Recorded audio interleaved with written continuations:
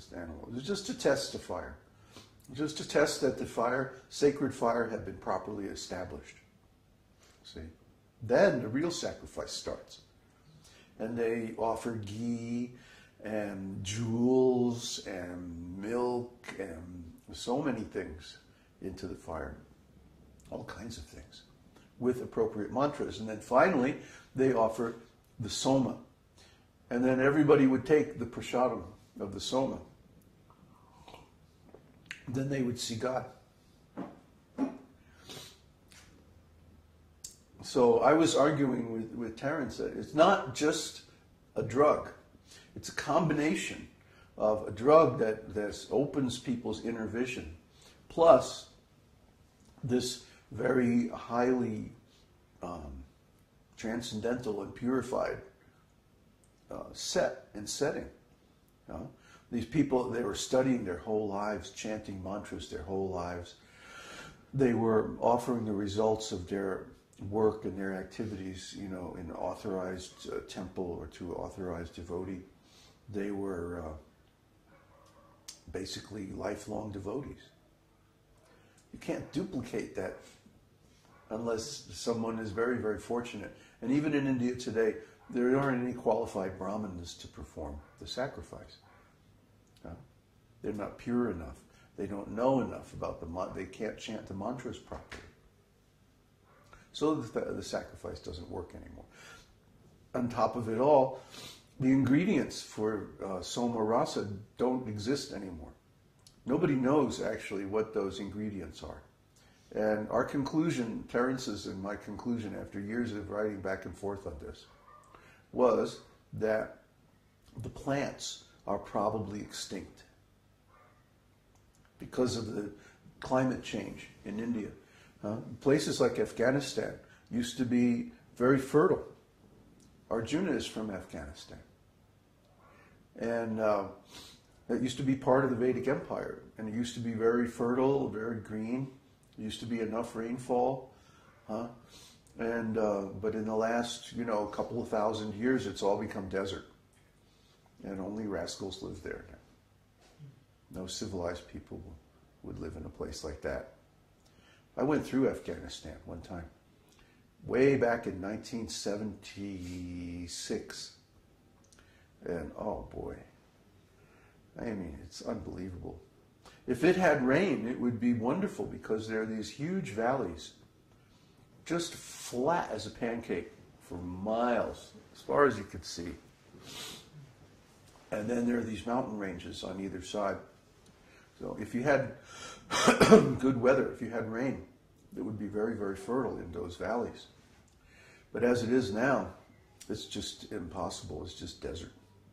It rains once or twice a year, maybe. Yeah. So, people have become complete rascals. They don't bathe, it's like awful. So anyway, our focus is not on the rituals. Our focus is on consciousness. The rituals, the external part, is just to provide a source of transcendental impressions so that you can change your consciousness. The quality of our consciousness is determined by the stock of impressions held in the mind. And in most people's minds, they're simply full of material impressions. We made one video on the fetus in the womb and how many terrible things the fetus has to go through in the womb. So all those impressions are there. At the time of birth, birth is so traumatic that it wipes out the memory of the child. The child can no longer recall what happened in the womb. He comes out of the womb and it's such a terrible trauma that he goes into amnesia. Can't remember. And then there's all these people, trying to distract him and bring his attention outside, you see. So in material life, we're trained from the very beginning to externalize our attention. through the material senses. And because of that, all of the impressions that we absorb are material in quality. None of us are trained, unless we seek out spiritual life, to go within and cultivate spiritual quality of impressions. It's not difficult to do. All you have to do is chant the holy name. You can sit there and chant the holy name all day and just get many, many, many, many impressions of spiritual quality of energy. That's why we chant the holy name. And that's why the holy name is the Yuga Dharma for the Kali Yuga. Because we don't have the facilities required for extended yoga meditation. We don't have the facilities for elaborate temple worship or these huge sacrifices that went on for days. We just don't have the ability to do those other processes. In Kali Yuga, the only thing that works is the holy name. Now, if we need some other things to help focus our attention on the holy name, we can adopt those things as far as required. Like it's nice to have kirtan. It's nice to have a few little ceremonies of temple worship and like that. It's nice to offer the devotees our obeisances and things like that. It's good to read the scripture, learn the philosophy, think in terms of transcendental point of view, ontology, and like that. But the real thing that transforms our consciousness is not any of that. The real thing that transforms our consciousness is collecting so many impressions of transcendental quality.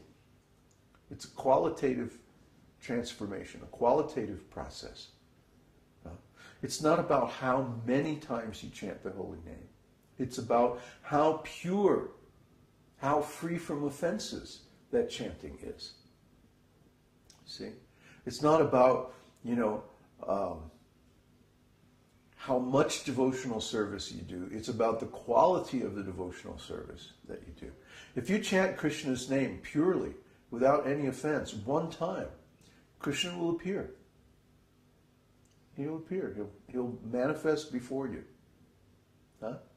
I can tell you this. It's true. Prabhupada used to say it, and I was going, oh, come on.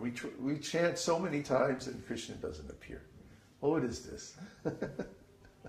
But then one time I did chant purely and Krishna appeared. He waited till the next morning, but still he appeared. So this is Krishna. This is Krishna. Krishna is very responsive to his devotees. The thing is, we have to change the quality of our consciousness. Nobody else can do that for us. Nobody else can fix you. Nobody else is going to bless you and then all of a sudden you're a pure devotee. I mean, I can give my blessings, but you still have to do the work. There's nothing I can do to make a shortcut for you. I would if I could, but it's just not possible. Because those impressions exist in your mind. And if your mind is full of materialistic impressions, then you have to transform them. You have to do that work. Nobody can do that work for you. So if you're having problems in spiritual life, if there's some difficulty, if there's some misunderstanding, if there's some obstacle, it's because of the materialistic impressions in your mind. Yes, I'm talking to you. You know who you are. If you're having difficulty in devotional service, then you have to chant the name purely. You have to work on overcoming the 10 offenses. There's a section in the Bhakti degree program on the 10 offenses specifically. And so you have to go through that and figure out which of the 10 offenses that you are committing and overcome them. And I promise you, as soon as you do, all of these difficulties and all of these problems and all these obstacles in your spiritual life will simply evaporate. It's not about forcibly changing your mind. Because you can't. You can't. You can only fill your mind with a particular quality of impressions. Try to understand how things actually work. Okay? The mind is a machine. It's a very low-level kind of computer. And it works by association. And associations become, they're weighted. Some are lighter and some are heavier. The heavier associations are when there are impressions of pain, whether physical or emotional pain, and unconsciousness. You see? So when you have an experience which is accompanied by